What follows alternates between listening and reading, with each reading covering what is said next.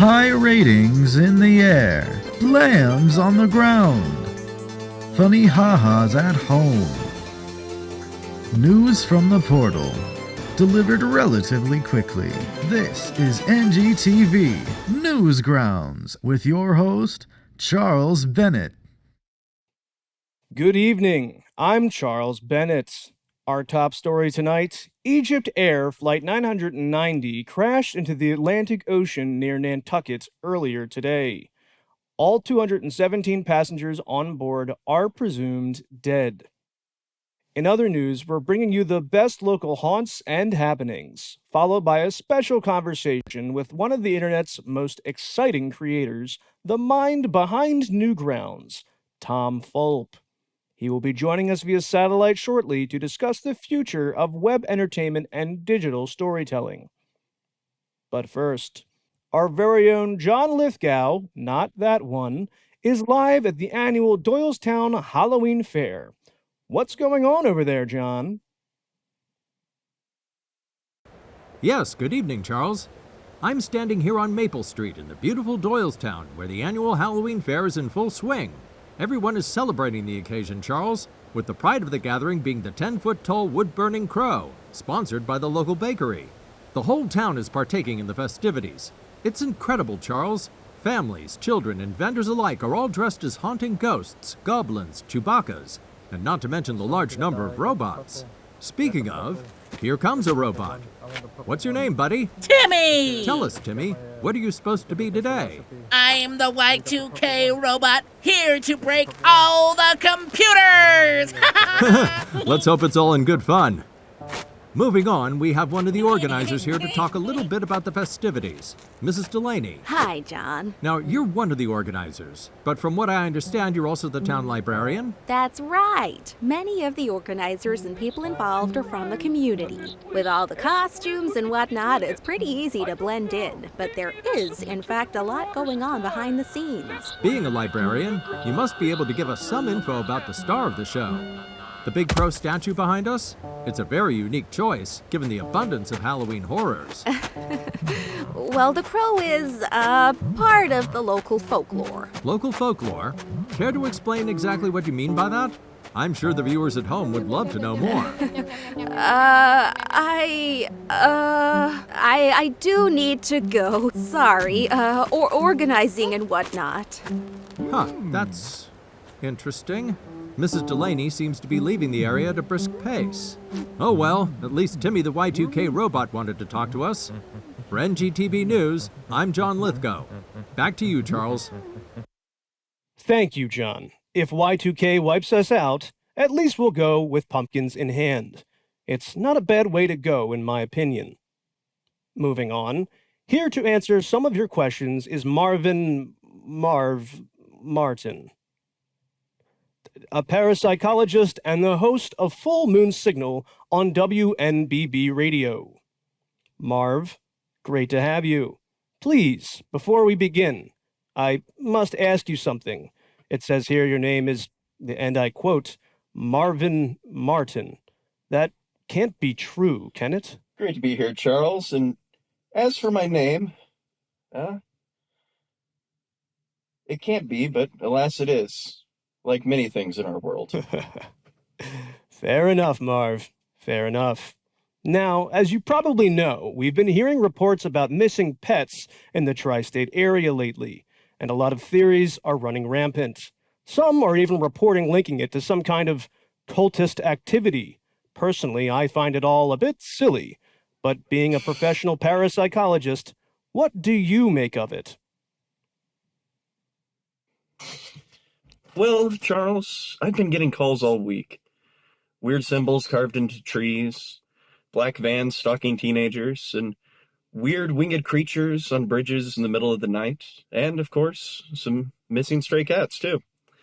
However, having seen these reports time and time again, year after year, and always around Halloween, I think it's safe to say that it's nothing more than mere seasonal hysteria. So, similar to the satanic panic. Almost, but not quite. That wasn't inherently seasonal hysteria. The Satanic Panic was just an overblown panic induced by a media frenzy. In a way, the evolution of technology can be seen as a new season of modern society. But I don't think it would in any way be related to the recent reports of crop circles in the tri-state area. Well, thanks for joining us, Marv. It's always a pleasure. The pleasure's all mine. You've heard Marvin Martin, everyone. There's nothing to be scared about. If you want to hear more, Full Moon Signal airs from 11 p.m. to 3 a.m. on WNBB Radio. We hope you're having a great night so far, folks. Much more spooky entertainment is coming your way at the end of the hour. But to close off NGTV News tonight will be our interview with web surfing pioneer and Newsgrounds creator Tom Fulp. Our producers have just informed me that our interview has been postponed. We intend to reschedule for a later date, and we profusely apologize for the inconvenience. Our program is coming to an end, but the night is still young. Stay tuned as we enjoy the start of NGTV's special Halloween broadcast. For NGTV News, I'm Charles Bennett.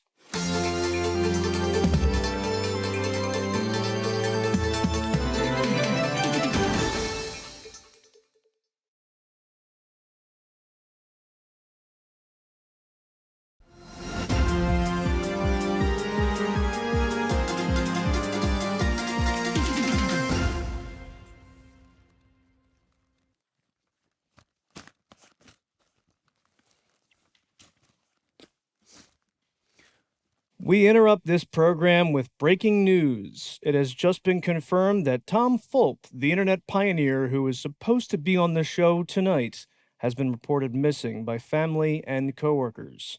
He was last seen exiting a small recording studio near Glenside earlier today.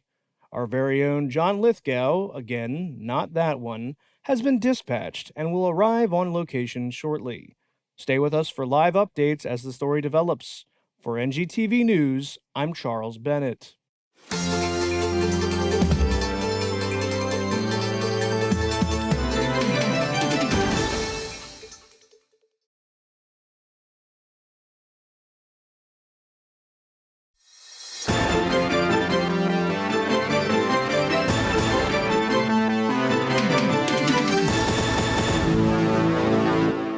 Good evening. I'm Charles Bennett, and we interrupt the program with new developments in the ongoing investigation into the disappearance of internet provocateur Tom Fulp.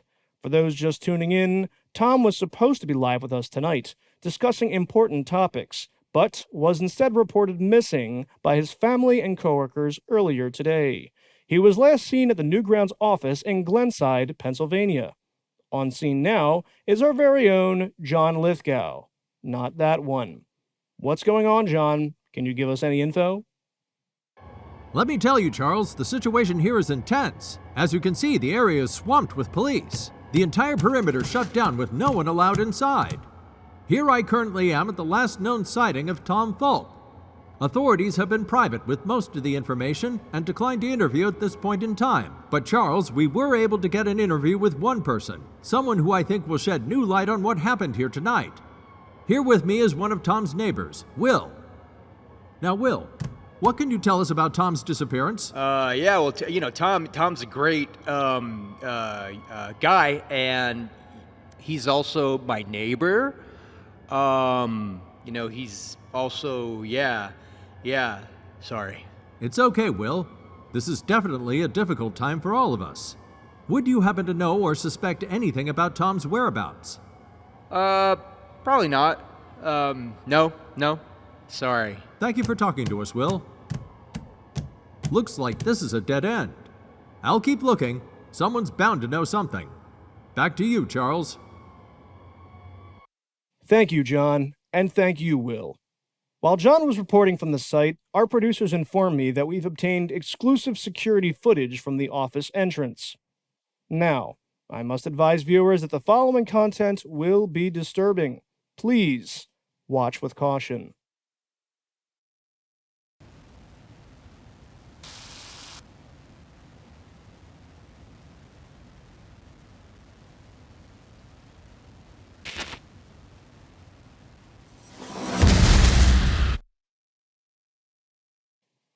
If you were just checking in, that was the last known sighting of Tom Fulp, who had gone missing earlier today. We will continue to investigate and will update you with new developments in this case, so stay with us. Until then, for NGTV News, I'm Charles Bennett.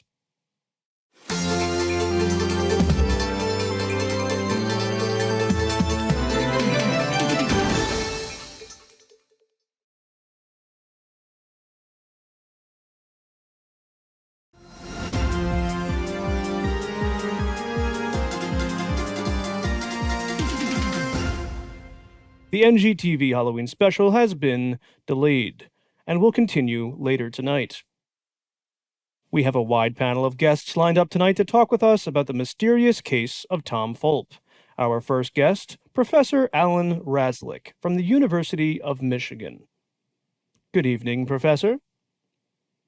Oh, good evening. Now, as I understand it, you're a professor of cultural history. Is that correct? What does that mean exactly? Yes, Charles, that's correct.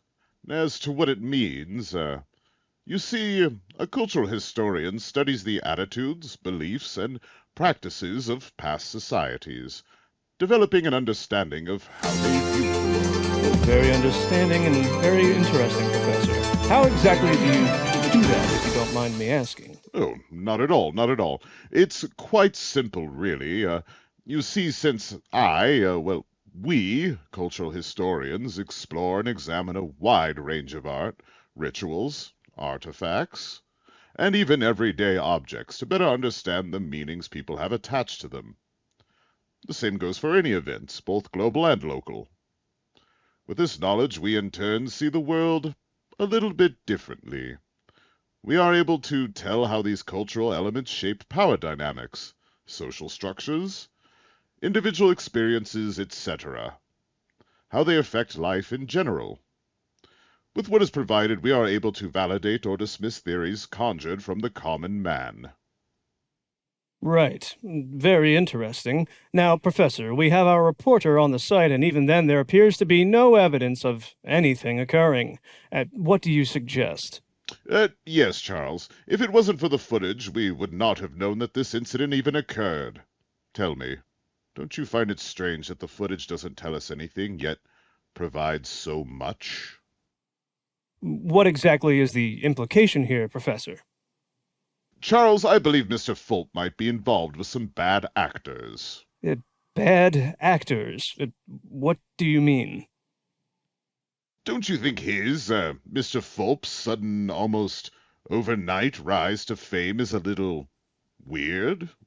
A little unnatural? I'm not sure how to answer that. I don't really necessarily agree there, Professor, but Tell me, Charles, are you familiar with the Bohemian Grove? Professor, I'm a journalist. Of course I'm familiar with the Bohemian Grove. Of course you are. Well, I don't understand. What does it have to do with Tom Fulp? A secret society that isn't secret, as we are familiar with its existence. Dumb, right? But there are countless more that have not been disclosed yet, and I know it may seem far-fetched to you, but these societies have had, and continue to have, a very profound effect on shaping our cultures. Globally, for centuries. You've got your Illuminatis. Uh-huh. Freemasons. Uh-huh. Knights Templar. But, Professor, I don't understand really here. The Rosicrucians. Professor, I hate to interrupt, but what does any of this have to do with Tom Fulp? Tell me, Charles, do you know about the Black Rose? The band? No, not the band. That's precisely the point, see? Where do you think the band came up with their name in the first place? I've never thought about that. Where exactly are you going with this? Charles, listen. Time is running out. We are cogs in this machine, and you have to break it. He's got something to do with it. They all do. I've probably said too much. We're all in danger. Do you understand what I'm talking about here, Charles? A ghost? The crow! The crow! Professor Razlick? That was that was weird. Well, folks, we just heard from Professor Razlick, and he brought up some interesting theories. We have more guests lined up, and we will be back shortly, as soon as the team figures out what just happened and why Professor Razlick's feed went blank.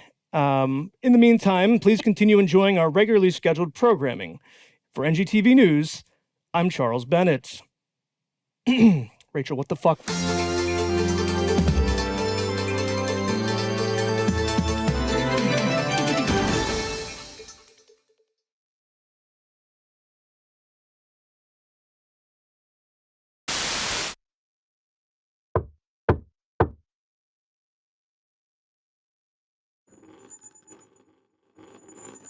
It appears as if there is a box left at the hotel room door. We should probably be filming this. Call the studio.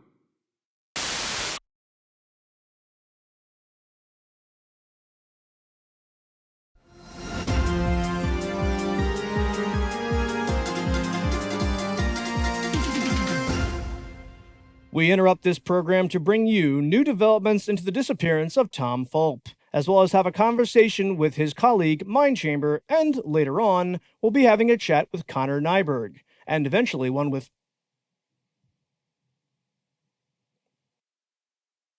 Unfortunately, I have just been informed that our next guest, who I cannot name, from the Church of Scientology, will sadly not be with us tonight to talk about Xenu. Before we begin, for those just tuning in, Tom Fulp, the founder of Newsgrounds, was supposed to be live with us tonight, but was instead reported missing earlier today. Earlier, we spoke with cultural historian Alan Razlick, who, near the end of our conversation, mentioned that we should, and I quote, look for the crow. Our very own John Lithgow, not that one, is currently doing just that. But first, joining us via satellite live from his home, Mindchamber. Thank you for joining us tonight, Mr. Chamber. Now, you've worked with Tom for many years on various projects. Is that true?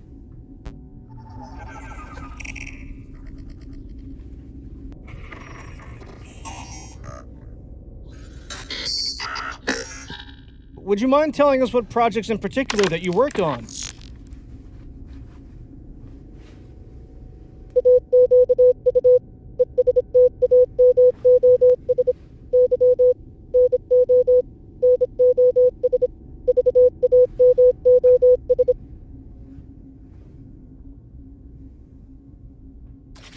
Mr. Mines, sir, is everything all right?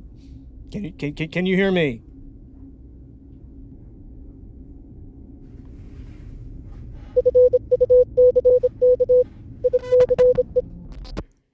Seems like Mr. Mindchamber wasn't quite in the mood for a chat tonight. Sorry, folks.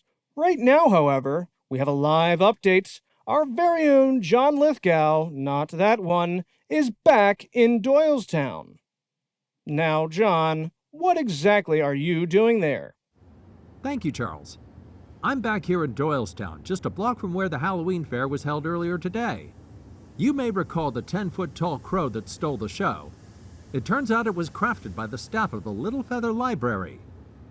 According to town records, the crow, dubbed the Harbinger, has been a local Halloween fixture since the late 1960s.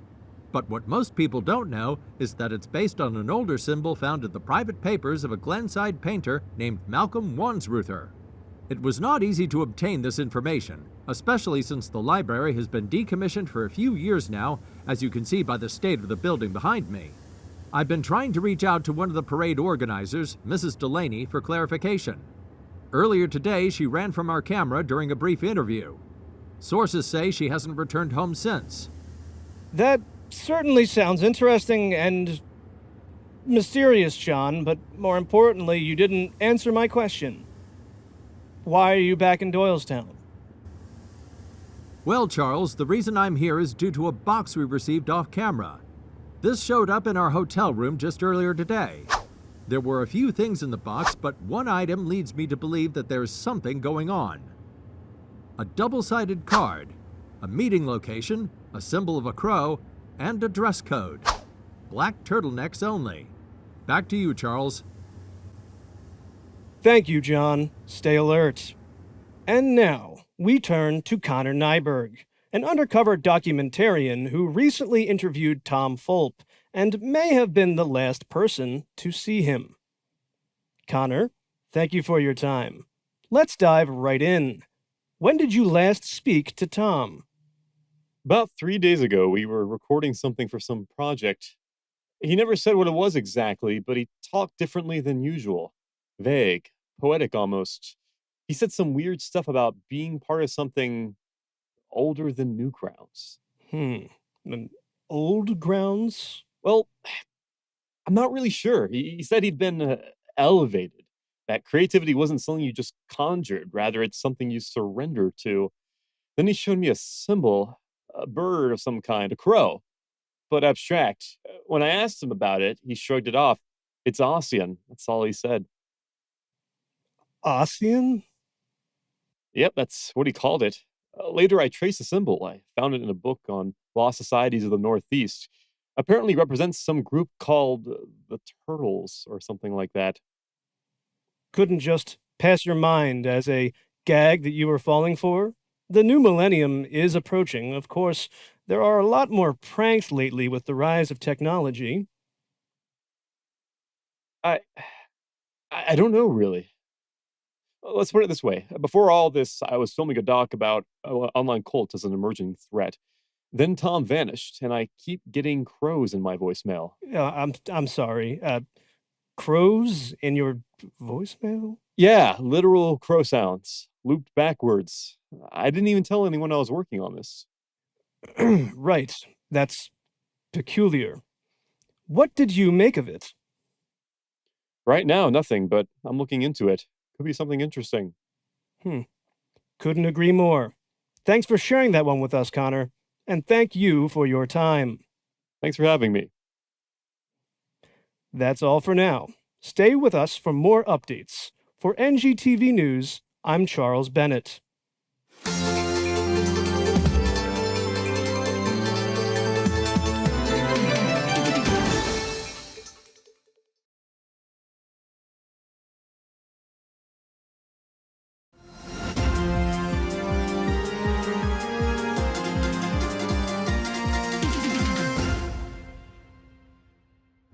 We're joined now by Larry Parkinson, a former Philadelphia art curator who claims to have once been a member of what we now know as the Turtles. Larry, thank you for speaking with us. The Turtles? I thought we were talking about the turtlenecks. Right, the turtlenecks. That's what I meant. Whatever. I won't be safe for long, so let's keep this quick. Right on, Larry, right on. So what exactly were, or are, the turtlenecks? Oh, wow. Good journalism there, John. Impressive. I'll tell you what they aren't. They aren't a cult. Not in the way people imagine, you know. They're more of an... how do I put it? Influence machine. Patrons, artists, musicians, whatever. They scout you. They nurture you. Then they ask you for payment. Payment? What kind of payment? Oh, damn. Wow. There he goes again with the hard-hitting questions. I know what you're thinking, John. You're on TV after all. Not money. Not money, Johnny. You don't pay in money. You pay in work, in voice, in mind. And then you meet Ossian. Ossian. We've heard that name before. It's not a name. It's a threshold. It's the thing that arrives when you finally give in. You know, when your ideas aren't your own anymore. Scary stuff there, Larry. Very scary. Tell me, was a certain Tom Fulp involved with all this? I don't know. I left before I saw names. From what you've shown me, his style, his impact, his independence, that's exactly what they want. He was a target the moment he uploaded Club A Seal. I see. Thank you, Larry. I hope you stay safe. And also here to chat with me tonight is the actual ghost of Malcolm Wansruther.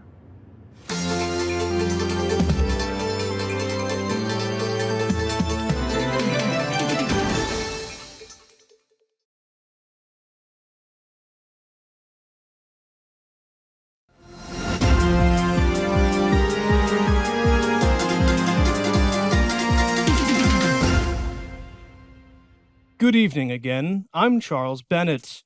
We continue our investigation into the disappearance of a beloved internet artist, Tom Fulp, with another disturbing update. Just moments ago, our team received a collection of anonymous faxes and photographic prints. These cover several things: crop circles, supernatural occurrences, secret cults, disappearances of both humans and animals, skinwalkers, and the Wayans family. Some of these documents go as far back as 1888. Although we are unsure of the legitimacy of these documents, in light of today's events, we are taking them seriously. Joining us now via satellite is Dr. Dana Klein of Art History and Visual Semiotics. Now, Dr. Klein, you recently completed a paper outlining the symbolic impact of hidden truths in 20th century outsider art, which conveniently relates to our anonymous faxes and photographic prints. It would be amazing with your aid to understand them. Of course. See, Charles, the crow in particular is what we call a recurrent totemic motif. It's something used by fringe artistic circles to represent secrecy, divine knowledge, or transformation. What's troubling, however, is the style of these images. They mirror compositions from known cult-related artworks in the early 80s. These works mostly appeared in Central Europe and the east coast of continental United States and are today known as the Crows of Roses. It's a very interesting set. Artists vary, and it's hard to discern what is a part of the collection and remains undetermined, which are malicious with intent. The brilliance of art, it's pretty easy to blend in, but there is, in fact, a lot going on in the production behind the scenes. And what about the symbol, the spiral and the triangle? A rarer motif, but it has ties to early printmakers who claimed they could channel visions. The symbol sometimes appeared near depictions of some kind of creature, half human, half crow. Do you happen to know the name of that creature, Dr. Klein? I do not recall at the moment. Sorry, Charles. That's okay. Thank you, Doctor. And thank you again for joining us. And now, we turn once more to our very own John Lithgow, not that one. John, I believe you're still on location. How's it looking? Yes, Charles, it is looking indeed. As a matter of fact, we are looking at some kind of sermon taking place. This was the original spot where the giant crow monument was, now just a barren stage. I believe something is starting. The old web is dead. We are the conduit now. Let us see. Charles, I'm starting to get suspicious that this is a cult. I don't think we should be documenting this. It appears that I have stepped on a loud branch or something, which may have given away my location. Back to you, Fulp.